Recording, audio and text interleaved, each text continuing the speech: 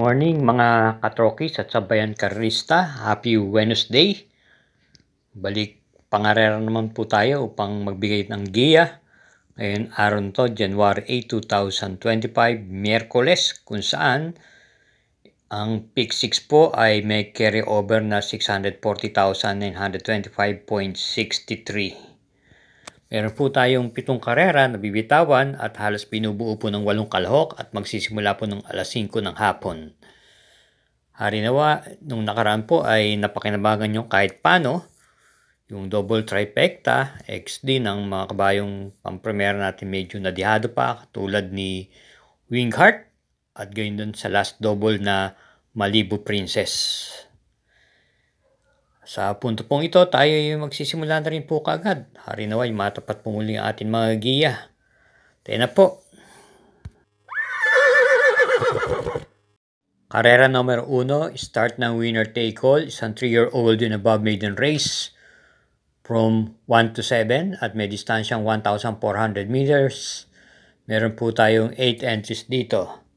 Atin pong napipiling pampremera rito yung kapwa pares nagkatagpo na rin po sa kanilang Novato race. Pampremera po natin dito yung kalahok numero 8, Sweet Andre.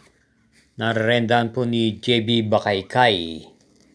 Ito po ay tumakbo noong September 28 kung saan nanalo po siya sa kanyang Novato race at tinalo niya po dun si True Story. Sa kanya naman 2-year-old maiden race, siya po ay nasegunda naman po kay Habibe Scout noong December 4 at sumempo po ng 1 minute and 14.6. Bilang panigunda naman po natin dito yung numero 2 na True Story na nasigunda naman po sa kanya kay Sweet Andre sa Novato race nung September 28. Kaya sa tingin ko, baka 2-horse race na lang po ito. Dito na lang po tayo lalagay. Muli, pampremera natin, kalahok numero 8 at panigundo yung numero 2. Karera numero 2, start ng peak 6, races 3 to 7. Meron po itong kargang carry over na 640,925.63 at may distansyang 1,200 meters, isang class 5, split group 11 to 15, may 8 entries. Bilang pampremera po natin dito yung kalahok numero 3, Zauderman, na papatnubayan po ni JM Estorque. Ito po ay nakinto pwesto lamang po noong December 24 sa kabayong Gold Digger. May angkin tuling po ito at pwede rin naman po itong manggaling sa likuran.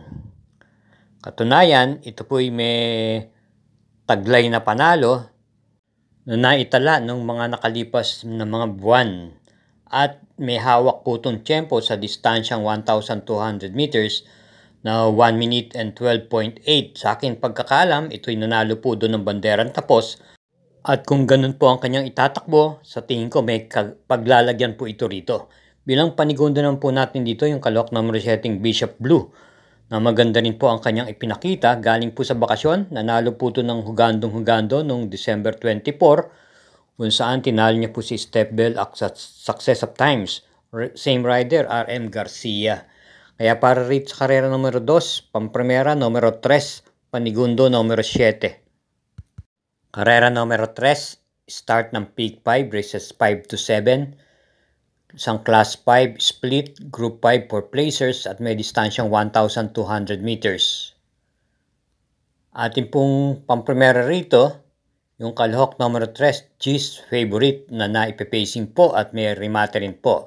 Sasakyan po muli ni RJ Citabor na segunda lamang po ito nung December 18 sa kabayong My Sweet Valentine. Same rider pa rin po. RJC Tabor po ang rerenda. Bilang panigunda naman po natin dito yung numero 7 Anya Anya na pangalawang best po na itong dumating ng tersera pwesto. Ang pinakauna po ay noong December 18 kung saan na tersera po siya kay My Sweet Valentine. Ito po'y may taglay na remate. At same rider pa rin po ang rerenda. Ang pinakahuli ay noong December 27 kung saan na-tersera po siya ulit kay Manila Boy. At isama po natin bilang panersera yung kalahok number 5 Angel's Crown na nakwarto pwesto lang po noong December 20 sa kabayan na nalong Smart Julian. From BJB Galleta, DL Camanyer na po ang rerenda. May ang taglay pong remate. Kaya para rito sa karera numero 3, pampremera numero 3, panigundo numero 7 at panersera numero 5. Karera numero 4, may distansyang 1,200 meters ang Class 5, split Group 6 to 10 at start ng Peak 4, races 4 to 7, may 8 entries. Marami pong matutuling dito at sa tingin ko mabilis po ang area rito. Nandito po yung Lady of Peace. Ganyan din po yung Winter's Fury, may taglay din pong bilis yan. Sound of Silence at yung Success of Times. Kaya ang pili po natin dito ay yung pwedeng makasunod at may dating po sa meta. Pampremera po natin yung kalahok numero 7 Fast Sailing. May angkin remate at pwede po itong ipacing. Gamay po ito ni NC Lunar. Ito po ay dumating po ng segunda noong November 6 kay High Honors. At bilang panigunda na po natin yung isa rin di bandera na nung nakaraan ay na isusunod na rin po yung numero 8 yung Success of Times.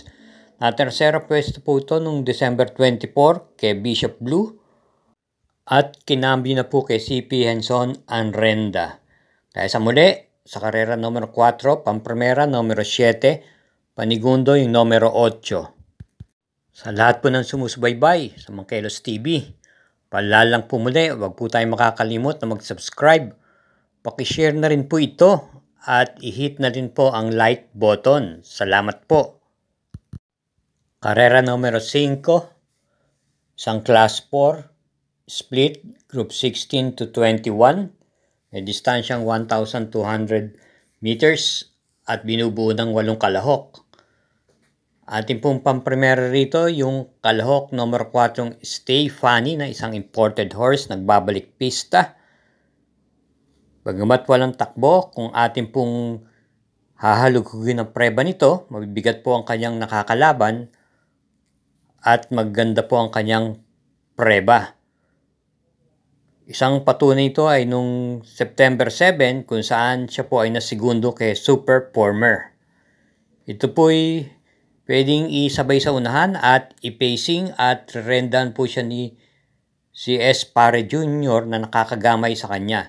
Bilang panigunda po natin dito yung kalahok numero 3 na Chocolate Thunder. Ito po ay rendan po ni LF De Jesus. Bagamat itong mga nakarang takbo niya ay hindi siya nagpapakita ng buti at dumadating lamang po ng mga pang 5 o mga pang-7 pwesto. Isang patunay nito ay noong December 2020 kung saan na 5th pwesto lamang po siya kay Runway 10. BJB Galleta po ang rumerenda pero kinambyo na nga po siya kay LF De Jesus na nakakagamay din po sa kanya. May taglay po itong remate at pwede rin pong isabay ito at iuna sa harapan. Lalo na kung ganar po ito. Depende na lang po sa connection nito. Kaya muli para rito sa karera numero 5, pampremera numero 4 at panigundo lamang yung numero 3. Karera numero 6, penultimate race, isang Class 5, split Group 11 to 15, may distansyang 1,200 meters, binubuo po ng 8 kalahok. Bilang pagprimera po natin dito, yung kalahok numero 8, yung Streisand, na gamay po ni J.L. Sego Jr. Ito po ay may takbong pwedeng iuna sa harapan at pwedeng isunod-sunod lamang po. Dumating po lamang ito ng pang-7 pwesto noong December 22 sa kabayan nalong Tot Feeling at same rider pa rin po ang rumenda sa kanya. At may maganda rin po naman mga takbo to noong mga nakalipas na buwan noong October 5 kung saan siya po'y nasigunda pwesto kay Bontay Shore. Maganda pong dehado to rito. At bilang panigunda po natin dito yung kalahok numero 2, Walk In on Sunshine. Ito po'y pwedeng iuna at pwede rin po itong iparimate. Nakakwarto pwesto lamang po ito noong December 22 kay Money for Bifani. Same rider, IL Aguila na siyang nakakagamay po sa kanya. At bilang panersera po natin dito, isama po natin yung kabayong numero 4 Happy Kid na masarap po parating isasama sa rota dahil parati pong laban tong kabayong to at natitimbang. At binalik na po siya sa nakakagamay sa kanyang si Patty R. Dilema. Kaya para dito sa karera numero 6, pamprimera numero 8, panigunda numero 2 at panersera yung numero 4. Karera numero 7, last daily double, paratingan po ito ng winner take all, pick 6, pick 5 at pick 4 at isang class 4 group 16 to 21 split, may distansyang 1,200 meters, may super 6 na nakapaloob. Ito'y meron lamang pong 8 kalahok. Senaryo, siguradong magdadala po ng marcha rito yung kalahok numero 1 Natural Beauty na nakabuntot at bubulugbugin po ni Tool of Choice na may tuling din naman po itong kabayan to at pwede rin po itong i-pacing o parimate at gayon din naman po yung numero 3 na Minghan Maxine na may tuling din naman po at yung High Society. Kaya sa aking pili rito, dito po ito dalagay sa numero 2 na Queen Gabi na sa likuran po ng gagaling at maganda po ang kanyang ipinakita nung nakaraan. Ito'y nasigunda po ito nung December 13 kay Rocking Bell. From MD De Jesus, kinambi na po siya kay PR Dilema. Bilang panigundo po natin dito yung kalahok numero 8 yung Tool of Choice. Natulad akin ang sinabi kanina, ito po'y may angkin tuling at pwede rin pong iparimate. Isang patunay nito ay nung nanalo po siya nung December 8 kung saan nanalo po siya ng banderang tapos at sinakyan po siya doon ni JB Bakaykay. At sa pagkaton po ito, si JL Sego Jr. po ang rerenda. Ang isa po pong takbo niya ay nung natersera pwesto lamang po siya nitong nakaraan nung December 20 naman sa kabayong runway 10. At bilang panersera po natin dito yung kalahok numero 3 Minghan Maxine na may tuling at may rimate. At nung nakaraan December 14 na segunda lamang po siya at inabot na lamang po siya sa meta at natalo po ng isang ulo sa kabayong nanalong Wolfgang. From JB Hernandez, si Pienson na po ang rerenda sa kanya sa pagkakataon ito.